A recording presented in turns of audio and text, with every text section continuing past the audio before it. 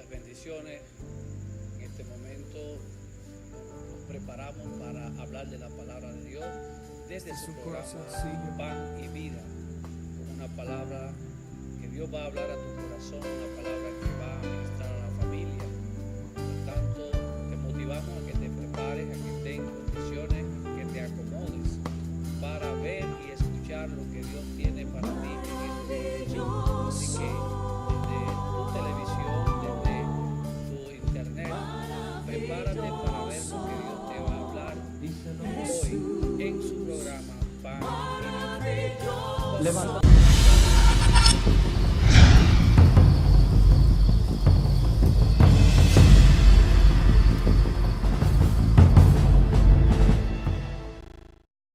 Muchas bendiciones. Le habla su pastor y amigo Juan Luis Carbonell de la iglesia Buenas Nuevas de Barahona, República Dominicana. Hoy vamos a hablar de la palabra de Dios. Traemos un mensaje. Dios ha traído una ministra a nuestra hermana Karen Galaz. Karen, Dios te bendiga. Mucho gusto de tenerte en este lugar. Sabemos que Dios tiene una palabra poderosa. Me estuviste comentando fuera de cámara y sé que Dios va a impactar a todos los amigos y hermanos que nos están escuchando. Así que Dios te bendiga y eres bienvenida, Karen. Gracias, pastor, y muchas gracias también a los hermanos que nos siguen a través de su programa, Pan y Vida. Pastor, en estos tiempos hemos estado viviendo situaciones que nos han consternado, que nos han preocupado.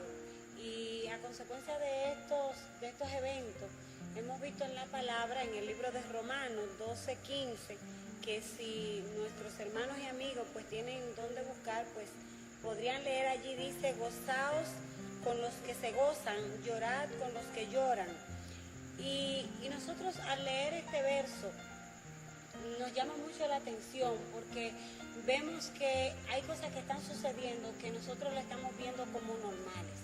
La estamos viendo como si fuera lo que debería estar ocurriendo. Y nosotros como cristianos, cuando vemos que están sucediendo cosas que bíblicamente deben suceder, pero que también sabemos que son producto del pecado, producto de que ha crecido la maldad, producto de que el enemigo pues está tratando de destruir la iglesia, entonces es como una voz de alerta para nosotros. Es como un llamado para que nosotros nos activemos, para que el Espíritu se despierte en cada uno de nosotros y podamos hacer algo. Entonces, hay un adagio, un proverbio muy popular que dice que cuando usted ve la barba de su vecino afeitarse, que coloque la suya en remojo. Y este proverbio, asociándolo con la situación que estamos viviendo, pues es para que nosotros como iglesia despertemos. Sabe que yo recuerdo, ahora que menciona este adagio, este proverbio, recuerdo que mi mamá decía, de costumbre, decía esto, que cuando veía la barba de su vecino, ella corría a humedecer la de ella, porque podría correr por la misma situación. Explícanos esto, Karen, estoy interesado, me has atrapado de entrada con este tema. Háblame sobre esto. Sí, realmente, pastor, nosotros sabemos por la palabra en el libro de Mateo, dice que en los últimos tiempos oiremos de guerra, rumores de guerra, padres contra hijos, hijos contra padres, hermanos contra hermanos, etcétera, muerte, violencia. Y si nosotros hacemos un vistazo rápido de la situación que estamos atravesando, pues nos damos cuenta que estamos precisamente en ese tiempo, que ese tiempo profético de Mateo se está cumpliendo. Pero ¿qué estamos haciendo cuando esas cosas ocurren y cuando nos damos cuenta? Por ejemplo, hemos visto a través de las redes que ya se ha perdido lo que es la piedad, la compasión. Cuando somos informados de un accidente en donde han muerto un sinnúmero de personas, antes la actitud normal era que la gente se acongojara, un luto, una preocupación, cómo pasó, o sea, ¿qué está ocurriendo espiritualmente? Ahora no, ahora hay un morbo, ahora se suben las fotos para ver cómo quedaron los muertos, para ver de qué lado cayeron. O sea, se comenta en la sociedad, pero no ya con este dolor de que perdimos un ser, de que perdimos un arma, de que tenemos que hacer algo espiritualmente hablando. Entonces eso ha llamado poderosamente la atención mía, me ha cautivado, porque digo, como iglesia, ¿qué estamos haciendo para detener ese mover que hay en el reino de las tinieblas? ¿Qué despertar hemos tenido? ¿Qué accionar hemos tenido? Esa es mi preocupación ante la situación que está ocurriendo. Ahora que tú mencionas esto, cómo principalmente por internet suben estas vivencias trágicas de accidentes, de situaciones principalmente ligadas al derramamiento de sangre. Recuerdo que hace un tiempo atrás hay una revista y llegó a ser la de mayor rating, porque la gente la compraba de una manera que se agotaban en lugares de expendio. Y yo decía, pero Dios mío, ¿por qué nos movemos a ver cosas de esa naturaleza? Y no vamos muy lejos, cuando uno se levanta en la mañana, que normalmente prende la televisión para informarse cómo está el país, cómo está la situación, cómo le ha amanecido a la nación, podemos darnos cuenta que las principales encabezados, las noticias, son bien violentas, que realmente cuando uno quiere salir como que está ya predispuesto, cargado, como que el ánimo, y te acabas de levantar. Correcto. O sea, es algo que está sucediendo y aparentemente es normal, pero no es normal. Exactamente. Cuando y para hacer una especie de comparación, al médico, por ejemplo, cuando el médico ve a un paciente que llega con un dolor o que llega con una herida, el médico se queda tranquilo y lo atiende, le prescribe y le da su tratamiento, pero la familia que está sufriendo lo que está sufriendo su paciente, pues se acelera, pide explicaciones, consulta, llama, se mueve. Entonces el médico ya está tan acostumbrado a ese tipo de eventos que para el médico eso es uno más. El abogado no se inmuta ante la prisión de un imputado, simplemente ve un caso más. Entonces nosotros como cristianos, ante todos los sucesos que están aconteciendo, lo estamos viendo como un caso más, o nos está preocupando verdaderamente la situación. Ahora, Karen, permíteme hacerte la pregunta, ¿cómo lo estamos viendo el pueblo de Dios? ¿Qué papel estamos jugando frente a esta situación que acoge a la sociedad? Bueno, más que qué estamos haciendo, yo me atrevería a decir qué debemos hacer. Okay. Porque yo no he visto que ante lo que está aconteciendo hemos todavía hecho lo que quizás la palabra de Dios nos indica que debemos hacer. Y antes de contestar a su pregunta, quiero tocar un versículo que es muy conocido en Isaías 61. El versículo 1 dice: el Espíritu de Jehová el Señor está sobre mí, porque me ungió Jehová para traer buenas nuevas, para quitar el luto, para bendecir, para hacer un sinnúmero de buenas obras.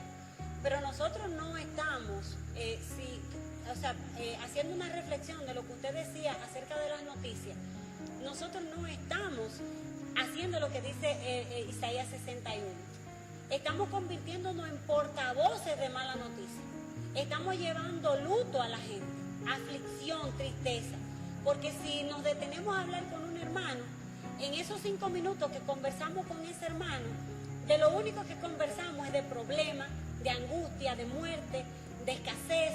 O sea, ¿hasta dónde estamos siendo repetidores de lo que el diablo quiere que nosotros repitamos? Podemos decir que nos convertimos en eco de lo que él dice. Exactamente. De lo que él constantemente está vociferando de nosotros. Nosotros nos convertimos en eco de él.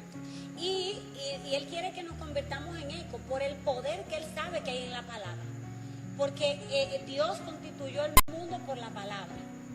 Y si nosotros entonces repetimos esa maldad que hay, esa violencia, esa agresividad, y estamos repitiendo constantemente lo malo y que esto se va a poner peor y que la situación no tiene arreglo y que ya esto se acabó, entonces estamos contribuyendo con el plan de Satanás. yo creo que uno de los primeros puntos que nosotros como iglesia deberíamos manejar es cambiar el lenguaje. Hablar lo contrario a lo que el enemigo quiere que hablemos. Para entonces hablar conforme a Isaías 61. Es el primer punto, ¿verdad?, que quizás debamos considerar. Y bien usted dice, porque en la lengua está la vida y está la muerte. Amén. Y si nos acogemos al lenguaje de Satanás, que es el lenguaje de muerte, de destrucción, de separación, de división, de dolor, pues nosotros estamos hablando su lenguaje, estamos Amén. hablando su idioma, Amén. sin importar lo que esté sucediendo.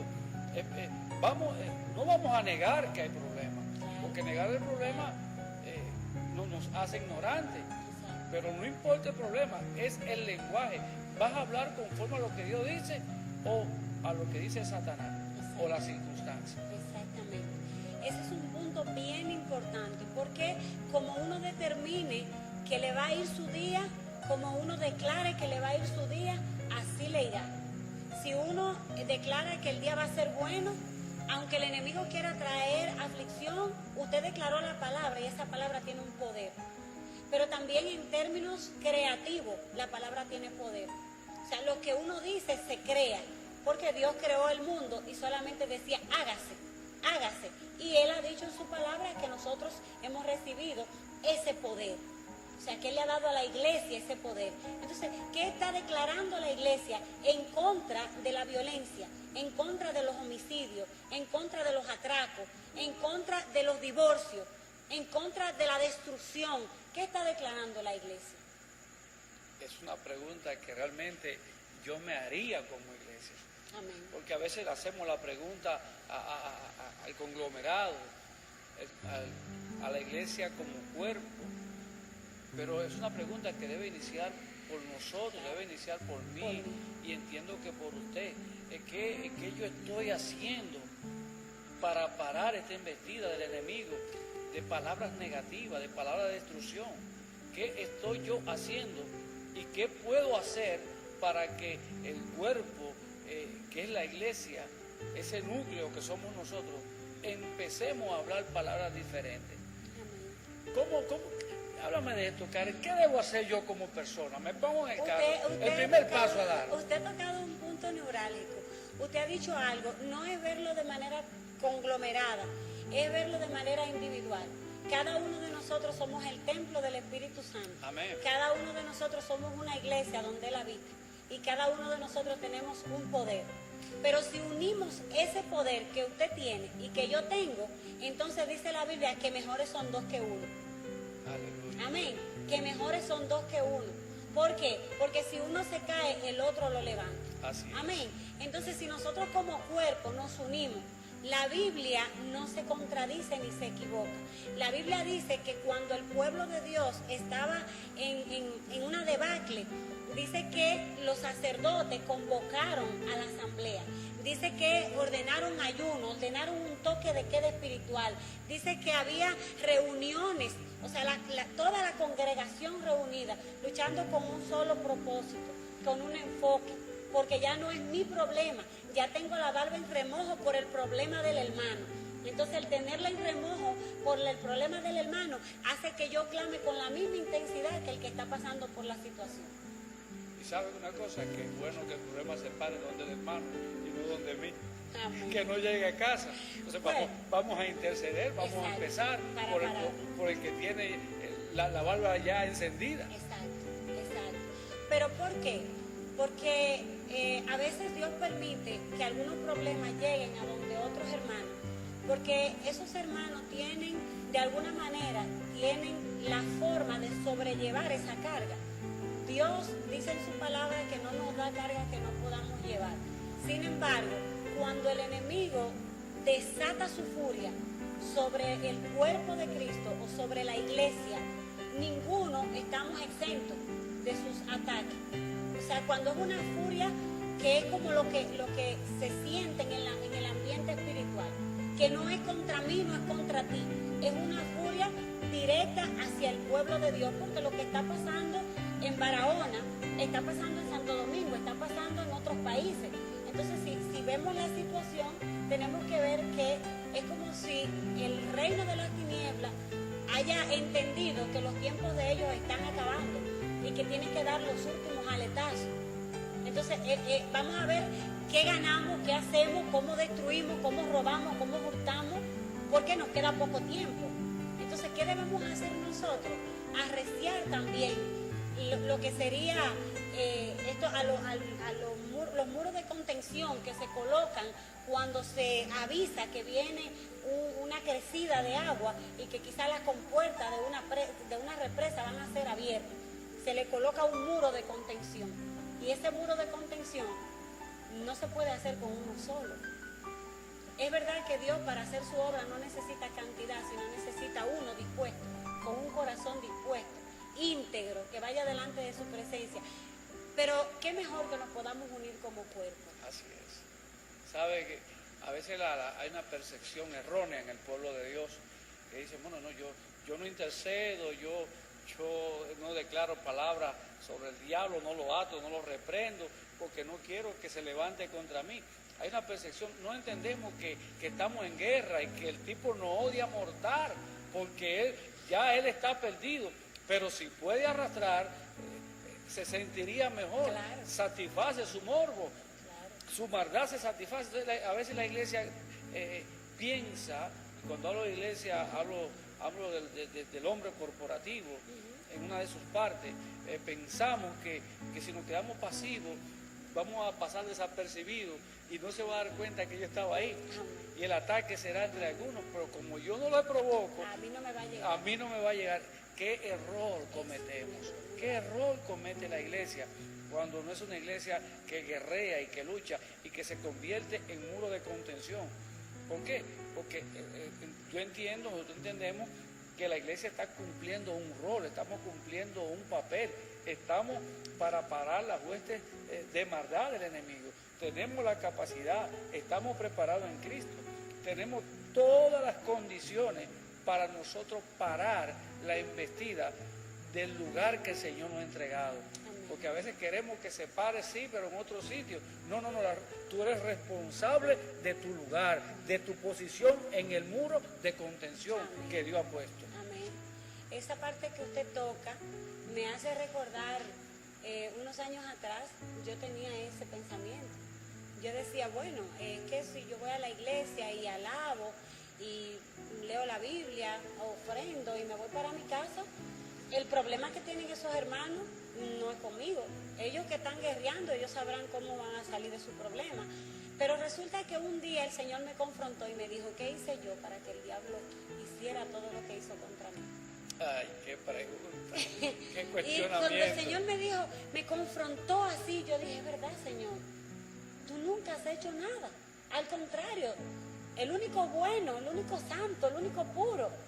Y entonces ahí dije, no, es que si hago, viene. Y si no hago, también viene. Entonces, mejor que venga yo haciendo. Que venga yo haciendo. Claro, eso es así. Me voy a defender. Yo recuerdo una vez que había un predicador allá en nuestra iglesia y él decía, hay hermanos que todo el tiempo están a la ofensiva, a la defensiva, se defienden y tienen la espada en la mano, que es la espada, tienen el escudo en la otra mano, pero no atacan, simplemente mueven el escudo y no quieren mover la espada. Si tú quieres, nada más resisten, pero avanza y avanza. La única técnica del carácter espiritual que se saben es recular. Sí. Sí. Así para atrás, todo el ya tiempo. para atrás que no me todo dé. el tiempo, exacto. Eso es así. Pero es un tema bien importante y es un tema de reflexión. Es un tema que yo sé que todos los hermanos que nos están escuchando, a partir de este momento van a reflexionar sobre su posición, la posición que el Señor les ha otorgado en el cuerpo de Cristo. La posición de velar, de defender, de atacar, que Dios le ha entregado en sus manos. Porque dice la Biblia, hay un versículo precioso que dice, no deje que nadie robe tu corona, no lo permita. Pero cuando dejamos que alguien robe nuestra corona, cuando no hacemos aquello para lo cual Dios nos ha llamado o nos ha colocado. Y a veces decimos, el hermano tal me quitó mi lugar. Nadie le quita el lugar a nadie, usted abandona su lugar. cuando usted baja la retaguardia, cuando usted se cruza de brazos, cuando usted está en una posición de, como usted decía, de defensiva y no de ataque, de ofensiva. Los karatecas nunca bajan su posición, siempre están en guardia. ¿Por qué? Porque no saben en el momento que va a venir el Ippon o el Yakosuki, ¿verdad, mi santo? Usted que sabe más o menos de esa línea. Sí, porque es parte de la preparación, el 50% es la defensa y el otro 50% es el ataque.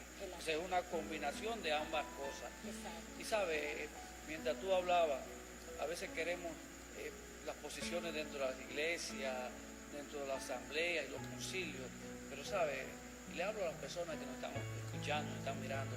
Una primera posición es tu familia. ¿Cuál es la posición de defensa en contra de los ataques que el enemigo está perpetrando a tu casa, a tus hijos?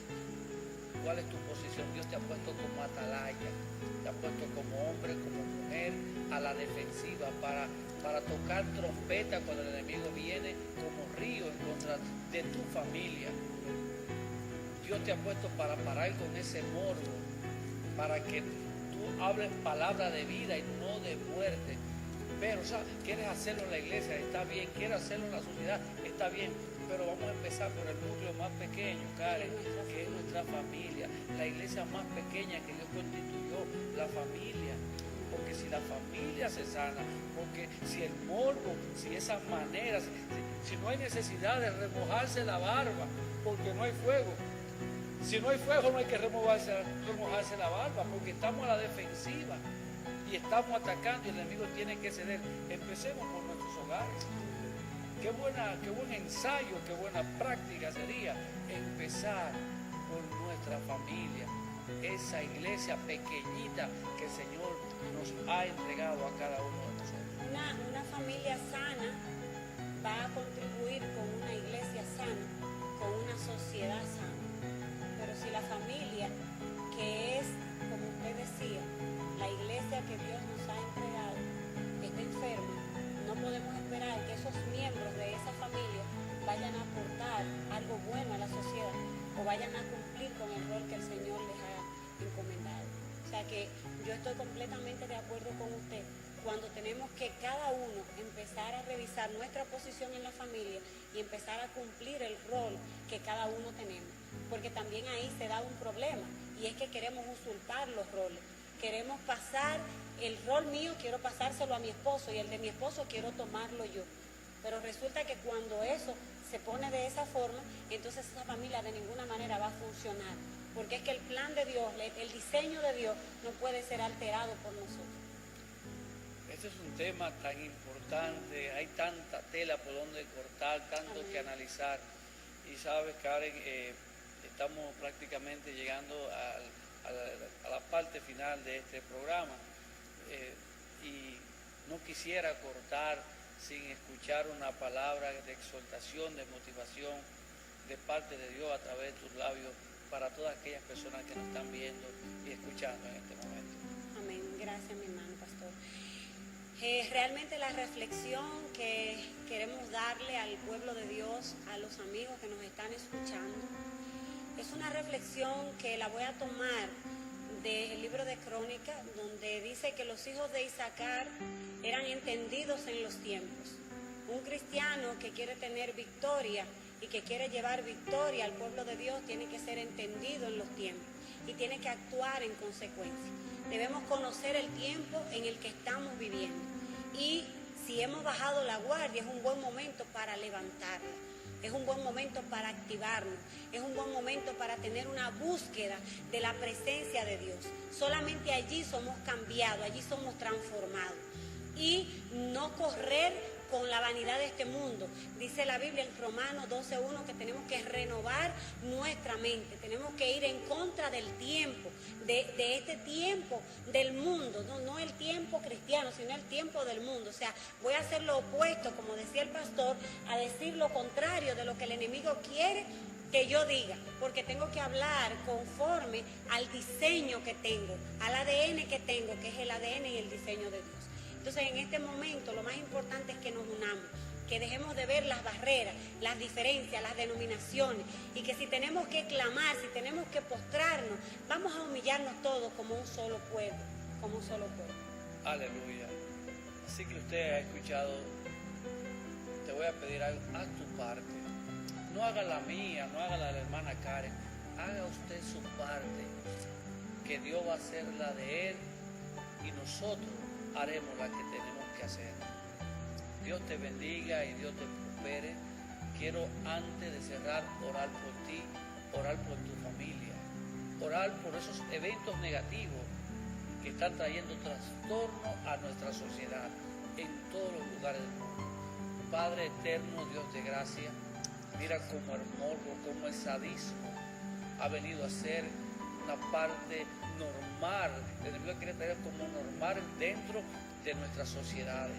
Te pedimos, buen Dios, en el nombre de Jesús, que tú cortes con esa práctica, que tú traigas la sensibilidad, que tú traigas nuevamente, Señor, esa bonanza, esa manera, Señor, de sentimientos nobles que habían en tiempos pasados en nuestra sociedad. Tráela de nuevo, Señor, que no veamos las cosas malas como buenas, que no nos comportamos como nos estamos comportando, como que si nada nos importara y si todo fuera noticia y francachela, Padre Santo.